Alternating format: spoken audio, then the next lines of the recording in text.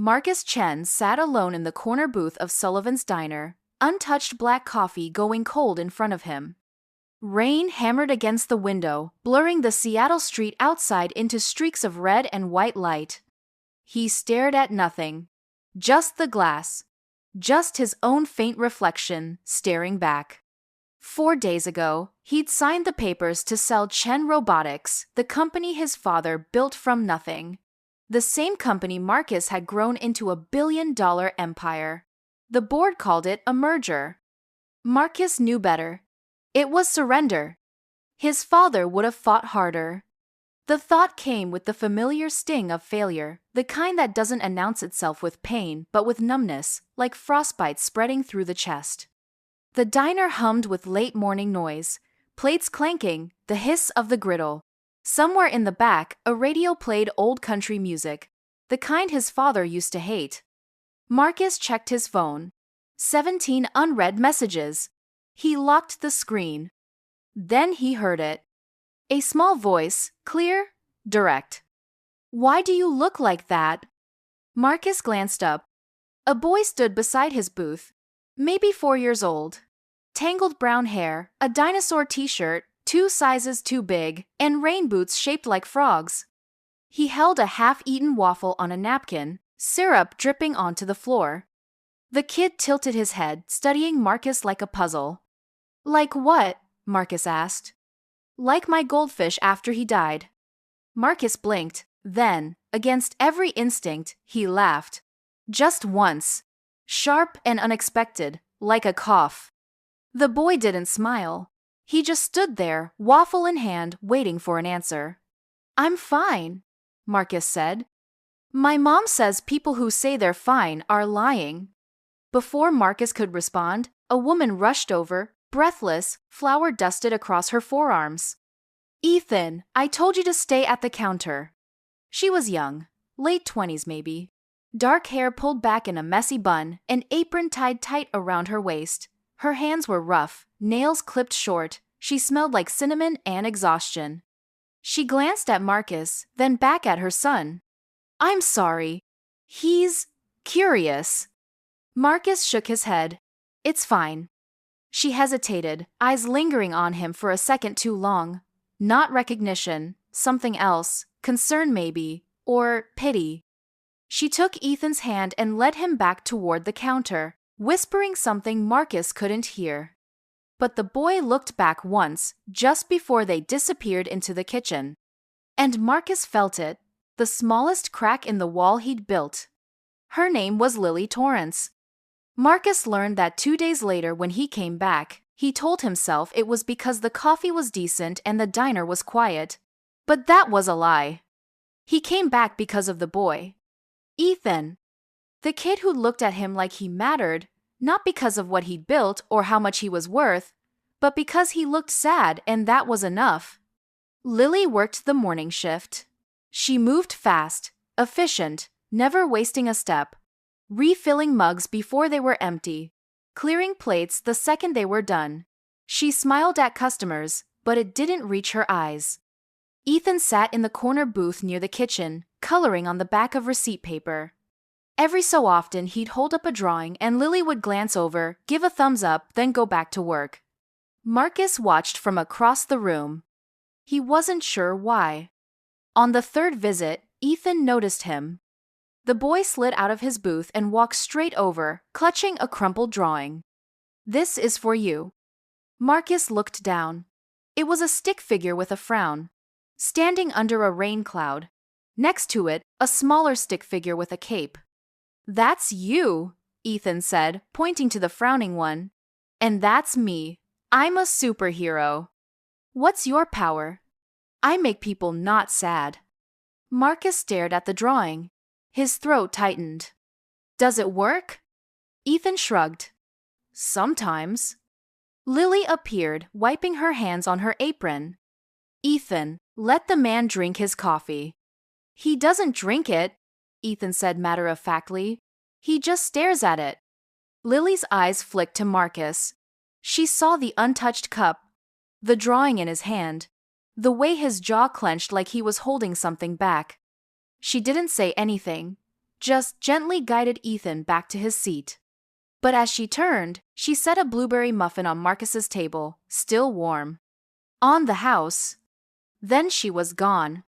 Marcus sat there, holding a child's drawing and a muffin he didn't ask for, and for the first time in weeks, he didn't feel invisible. It became routine. Every morning Marcus showed up, same booth, same untouched coffee, and every morning Ethan would bring him something. A drawing, a story. Once, a broken toy car he insisted Marcus could fix. Lily never asked why he kept coming back. But Marcus saw her watching, saw the way her shoulders relaxed when he smiled at Ethan, saw the flicker of something in her eyes when he helped stack chairs at closing without being asked. One rainy Thursday, the diner was empty except for them. Lily wiped down tables while Ethan napped in the corner booth, curled up under Marcus's jacket. Marcus stood by the window, staring out at the street. "You don't have to keep coming here, you know." Lily's voice was quiet, not unkind. Marcus turned. "I know. So why do you?" He looked at Ethan, small and still, breathing slow. "Because he asked if I was okay, and no one else did." Lily set the rag down. Her hands trembled, just slightly. "People don't ask me that either." Marcus met her eyes. "Are you?" She laughed, bitter, tired. "No." And just like that, the wall between them crumbled. She told him everything. Not all at once, not in some tearful confession, just piece by piece over burnt coffee and late-night shifts. Ethan's father left before he was born, walked out the second she told him she was pregnant. No explanation, no apology, just gone. She'd been 19, working 2 jobs, barely scraping by. The diner was her 3rd job in 4 years. The owner, Sullivan, was decent enough to let Ethan stay in the back during her shifts. But it wasn't sustainable. And she knew it. "I'm tired," she admitted one night, voice cracking. "I'm so tired of being strong." Marcus didn't offer empty reassurances, didn't tell her it would get better. He just sat with her, in the silence, in the heaviness. And somehow, that was enough. 2 weeks later, everything changed. Marcus was reading to Ethan some picture book about a dragon and a knight when Lily's phone rang. She answered, then went pale. Marcus saw it immediately, the way her hand shook, the way her breath caught. She stepped into the back, voice low and urgent. When she came out, her eyes were red. "I have to go." "What happened?" She didn't answer, just grabbed her coat and keys, hands fumbling. "Lily." She stopped. Turned. "Ethan's father, he's filing for custody." The words hit like a punch. "What?" "He's claiming I'm unfit, that I can't provide, that he's clean now and has a stable home and—" Her voice broke. Marcus stood. "Where is he?" "Why does that matter?" "Because I'm going with you." "You don't have to laugh." "I know, but I am." The lawyer's office was sterile. White walls. Glass desk. A woman in a sharp suit who spoke in clipped clinical tones. Lily sat frozen, staring at the papers in front of her. Marcus read them over her shoulder. It was worse than she'd said. Ethan's father, Derek Haynes, wasn't just filing for custody. He was going for full custody. Sole parental rights. He'd hired an expensive firm. Had character witnesses lined up. Had photos of Lily's cramped apartment, her work schedule, Ethan sleeping in a diner booth. "This is insane," Marcus said. "He's been gone for 4 years." The lawyer looked at him. "And you are?" "A friend." "Friends don't win custody cases, mister?" "Chen. Marcus Chen." Her expression shifted, just slightly. Recognition. "The Marcus Chen?" He didn't answer. She leaned back, reassessing. "If you're involved, that changes things, but not enough. Derek Haynes has resources now, a fiancé, a house in Bellevue. He's presenting himself as the stable option." Lily's hands balled into fists. He left us. He doesn't get to come back and take him. I understand, but family court doesn't care about feelings. It cares about what's best for the child. Marcus's jaw tightened. Then let me help. Lily turned to him, eyes wide. Marcus, you've done enough. No, I haven't. That night, Marcus made a call. Not to his lawyer, not to his publicist. To someone he hadn't spoken to in 3 years. Marcus Chen, didn't think I'd hear from you again. I need a favor, Sam. Must be serious. It is. There was a pause. What do you need? Marcus told him everything. About Lily, about Ethan, about Derek Haynes and his clean record and his expensive lawyers. Find out who he really is. I don't care what it costs. You think he's dirty? I think people don't disappear for 4 years and come back perfect. Sam laughed. Dark? Knowing? I'll call you in 48 hours. Marcus didn't tell Lily. Not about the call. Not about what he was doing. He just kept showing up. Kept helping. Kept being there. But 2 days later, his phone buzzed. A text from Sam. 3 words. You were right. The file arrived an hour later. Marcus opened it.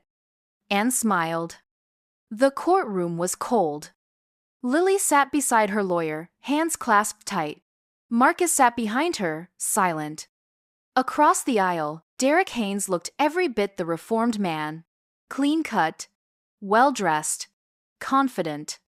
His lawyer stood. Your Honor, my client has worked tirelessly to rebuild his life. He's employed, engaged, and more than capable of providing a stable home for his son. The judge nodded, scribbling notes. Then, Lily's lawyer stood. Your Honor, we'd like to submit new evidence. Derek's lawyer frowned. What evidence? A folder was passed to the judge. She opened it. Read. Her expression hardened. Mr. Haynes, is it true you were arrested 6 months ago for DUI in Tacoma? Derek's face went white. That was a mistake. And the restraining order filed by your current fiancé 3 weeks ago? Silence. The judge closed the folder. Mr. Haynes, this petition is denied. You will not be granted custody. Supervised visitation only, pending further review. Derek shot to his feet. This is bullshit. You can't bullshit. Bailiff. He was escorted out, still shouting. Lily sat frozen. Then she turned. Marcus met her eyes. She didn't say anything. She didn't have to. Outside the courthouse, rain poured. Lily stood under the awning, staring at nothing. Marcus walked up beside her. You did this. I just made a call. You saved us. He shook his head. You saved yourself. I just gave you better tools. She turned, tears streaming. Why? Because you saw me when no one else did. She stepped closer. I see you now. And then she kissed him. Not desperate, not dramatic. Just real. 6 months later, Marcus stood in front of a crowd. Not shareholders. Not investors. Just people. The community center was small, tucked between a laundromat and a thrift shop in South Seattle. But it was full. Kids ran through hallways. Parents talked over coffee. Volunteers unpacked donated books. Above the door, a sign. The Ethan Project, a place to begin again. Marcus stepped to the microphone. My father built a company. I grew it. But I lost myself in the process. Until a 4-year-old kid asked me why I looked sad. Laughter rippled through the crowd. This place exists because someone saw me when I couldn't see myself.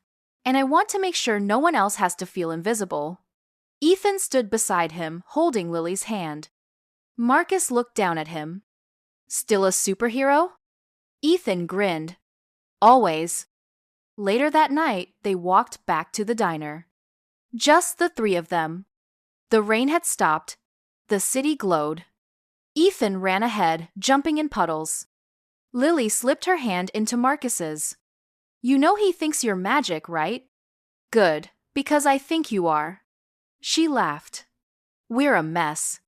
The best things usually are. They reached the diner. Ethan pressed his face to the glass, fogging it up, then drew a heart with his finger. Marcus pulled Lily close. Thank you. For what? For seeing the man no one else could. She smiled. Thank you for staying. And in that moment, under the flickering neon sign of Sullivan's Diner, Marcus Chen realized something. Home wasn't a place. It was the people who stayed when leaving would have been easier. And for the first time in his life, he was home. If this story reminded you that even the strongest among us need someone who truly sees them, then you already understand what matters. Subscribe and hit the notification bell. Every click helps us bring more stories of second chances and quiet love to life. Because sometimes, all it takes is one honest question to change everything. Thanks for watching. See you in the next story.